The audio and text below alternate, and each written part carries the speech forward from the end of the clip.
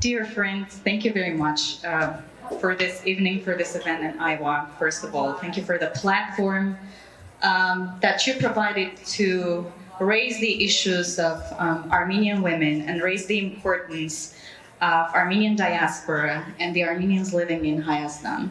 So thank you very much. Each of us has her own story of being engaged in civic activism and being engaged in the Velvet Revolution. For some of us, it started long ago. For me personally, it started back in 2003.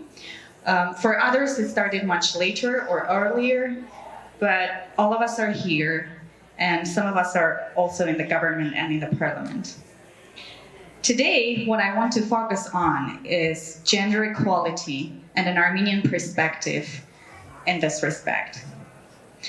In an impressive and unprecedented victory of people power in Armenia, last year's Velvet Revolution succeeded in restoring democracy, rebuilding public trust, and regaining control over the future of the country. Armenia's Velvet Revolution was unique as a non-violent movement driven by a diverse constituency of the young and old, and the wealthy, and the more impoverished, as well as both first-time demonstrators and experienced activists.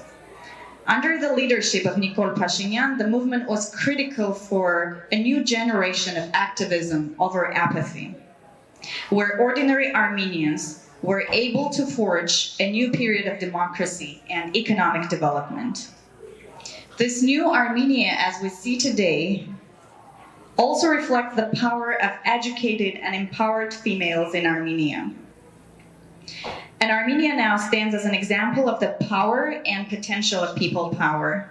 Armenia also stands out as a model of female leadership and activism. For me, as an Armenian woman, it is clear that there is no alternative to ensuring gender equality. And based on my own experience, our new Armenia offers a welcome degree of optimism and refreshing potential. As a woman educated also in the United States, I'm proud to note that Armenia has already embodied the ideals of gender equality, however. It was Armenia, for example, that granted universal suffrage and gave the right to vote and run for public office to women well before many countries, including the United States.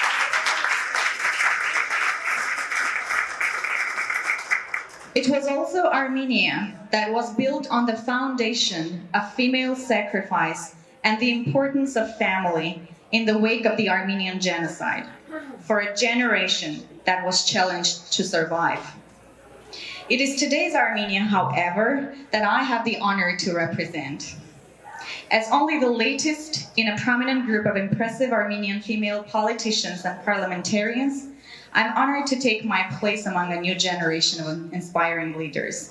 And as the first female leader of a parliamentary faction in Armenian history, I also assume the honor and responsibility of government.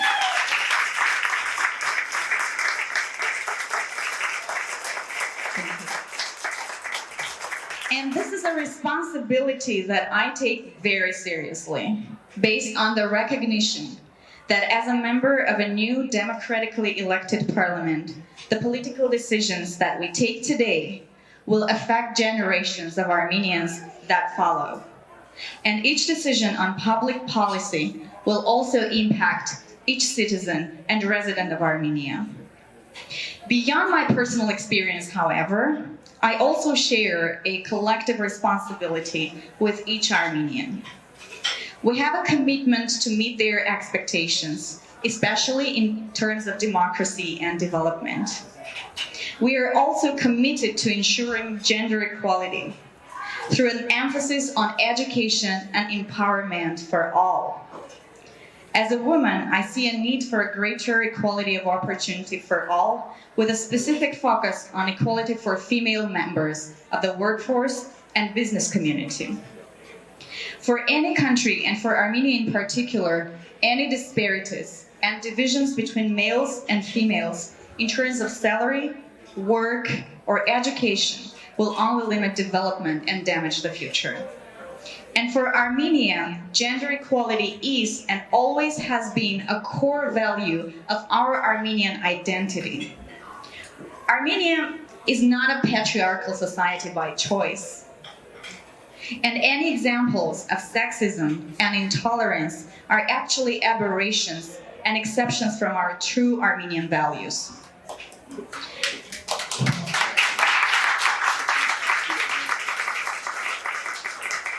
But I'm an optimist based on promise and hope.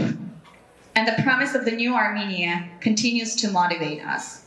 Moreover, it is crucial to stress that the most successful element of the Velvet Revolution was actually the psychological revolution that is now underway in our new Armenia.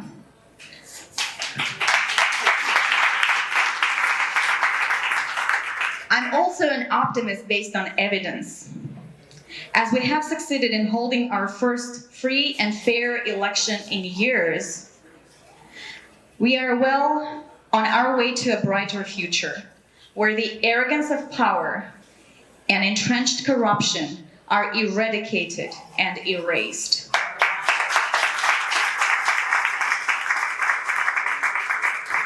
And I remain an optimist based on our advantages. Armenia's advantages range from the talent and capacity of our people to the support of our global diaspora. As we reach out and engage each of our citizens, and as we utilize the expertise and support of our global Armenian diaspora, we hold a unique position as a role model, as an inspiration and motivation for democratic change and civic activism worldwide. This also means that Armenia's Velvet Revolution remains a dynamic process, and as an ongoing effort will only accelerate reform and deepen democracy. And as we focus on gender equality, we will only move faster and further to forge new opportunities and force new openings for Armenia. Our women will be empowered and inspired, and our girls will never be afraid to dream big, aim high, and defend their rights. Thank you for your